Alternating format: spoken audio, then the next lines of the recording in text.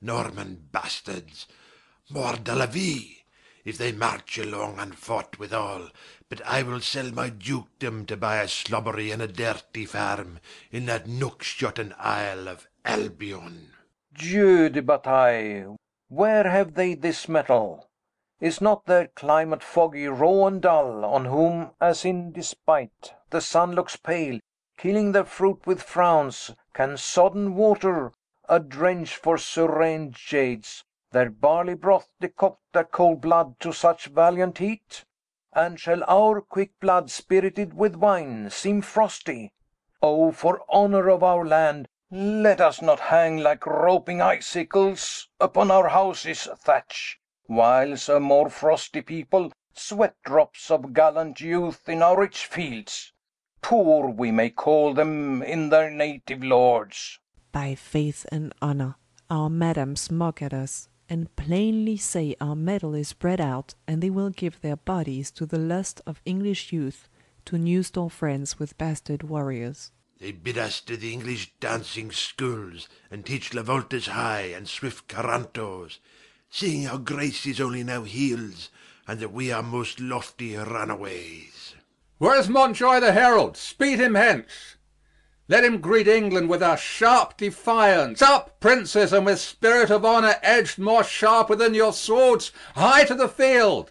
Charles de la Breth, High Constable of France, you, Dukes of Orleans, Bourbon, and of Berry, Alencon, Brabant, Bar, and Burgundy, Jacques Chatillon, Rambourg, Vaudemont, Beaumont, Grand Pre, Roussy, and Fauconberg, Foix, Lestrade, Boucicault, and Charleroi, High Dukes, great princes, barons, lords, and knights, for your great seats now quit you of great shames.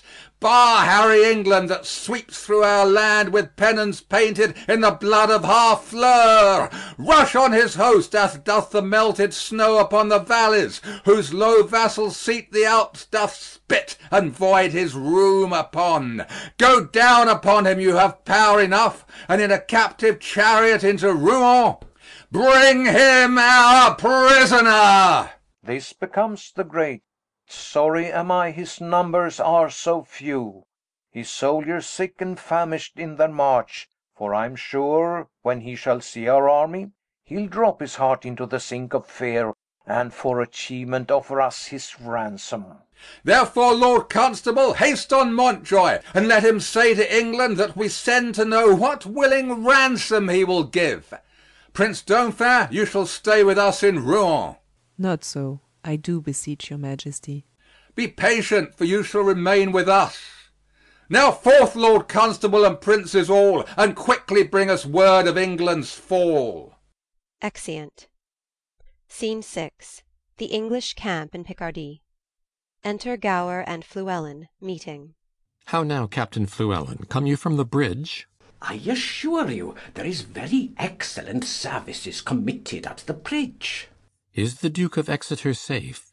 The Duke of Exeter is as magnanimous as Agamemnon, and a man that I love and honour with my soul, and my heart, and my duty, and my life, and my living, and my uttermost power.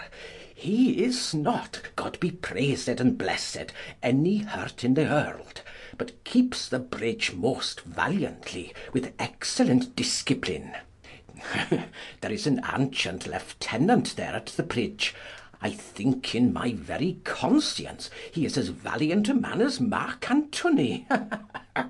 And he is a man of no estimation in the world, but did see him do as gallant service. What do you call him?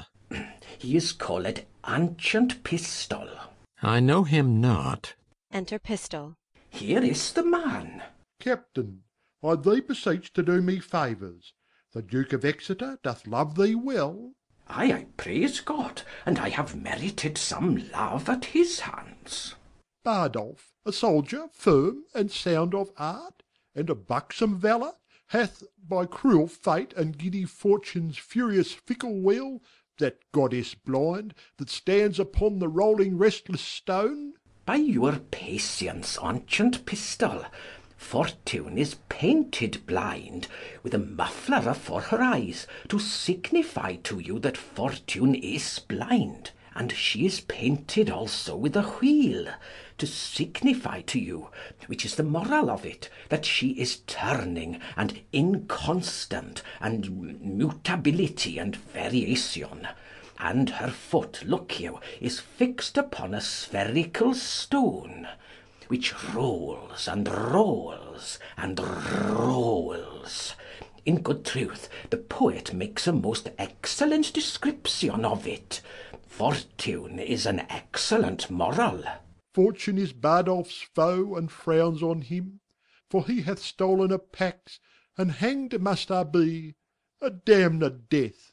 Let gallows gape for dog. Let man go free, and not let hemp his windpipe suffocate. But Exeter hath given the doom of death for pax of little price. Therefore go speak, the Duke will hear thy voice. And let not Bardolph's vital thread be cut with edge of penny cord and vile reproach. Speak, captain, for his life, and I will thee requite. Ancient Pistol, I do partly understand your meaning.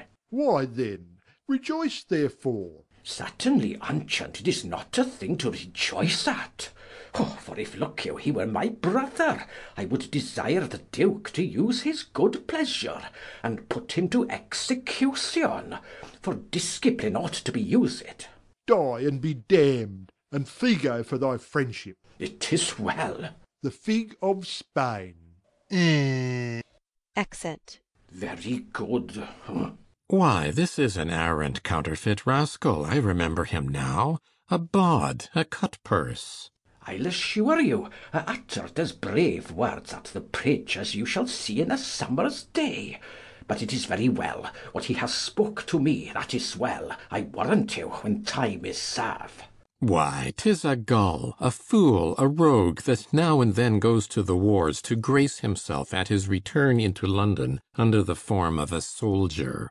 And such fellows are perfect in the great commanders' names, and they will learn you by rote where services were done, at such and such a sconce, at such a breach, at such a convoy, who came off bravely, who was shot, who disgraced, what terms the enemy stood on, and this they con perfectly in the phrase of war, which they trick up with new-tuned oaths. And what a beard of the general's cut and a horrid suit of the camp will do among foaming bottles and ale-washed wits is wonderful to be thought on. But you must learn to know such slanders of the age, or else you may be marvellously mistook. I tell you what, Captain Gower, I do perceive he is not the man that he would gladly make show to the world he is. If I find a hole in his coat, I will tell him my mind. Drum heard. Hark you, the king is coming, and I must speak with him from the bridge. Drum and colours. Enter King Henry, Gloucester, and soldiers. God bless your majesty. How now, Fluellen? Camest thou from the bridge? Ay, so please your majesty, the Duke of Exeter has very gallantly maintained the bridge. The French is gone off, look you, and there is gallant and most brave passages. Marry, the adversary was have possession of the bridge, but he is enforced to retire, and the Duke of Exeter is master of the bridge. I can tell your majesty the Duke is a brave man. What men have you lost, Fluellen? The perdition of the adversary hath been very great, reasonable great. Marry, for my part, I think the Duke hath lost never a man, but one that is likely to be executed for robbing a church, one Bardolph. If your majesty know the man, his face is all bubucles and whelks and knobs, and flames of fire, and his lips blows at his nose, and it is like a coal of fire, sometimes blue and sometimes red. But his nose is executed, and his fire's out.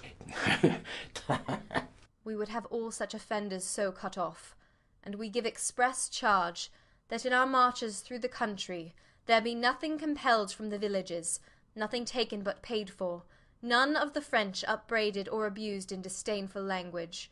For when lenity and cruelty play for a kingdom, the gentler gamester is the soonest winner. Tucket. Enter Montjoy.